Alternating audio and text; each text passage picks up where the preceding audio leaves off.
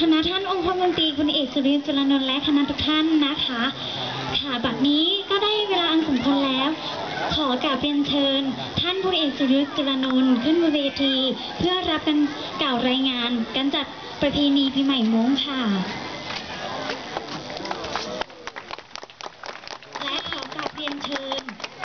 ประธานจัดประเพณีปีใหม่ม้งกล่าววัตถุประสงค์ในการจัดประเพณีปีใหม่ม้งค่ะขอกราบเรียนเชิญค่ะ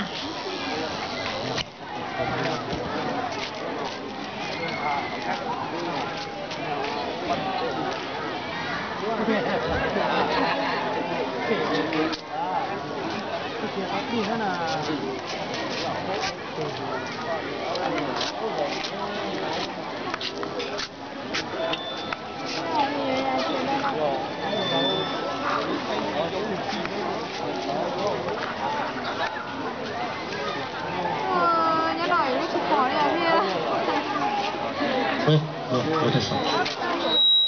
哎，你给呢？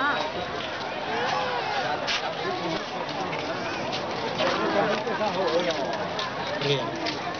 ท่านพลเอกสุรยุทธ์จุลนนท์องคมนตรีกระผม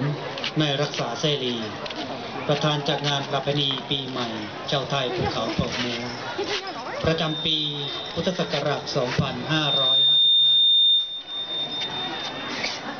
เนื่องด้วยบ้านน้ำจวงใต้หมู่ 13 และหมู่ 16 ตำบลบ่อผ้าอำเภอชาติตรการจังหวัดพิษณุโลกจะจัดงานประเพณีปีใหม่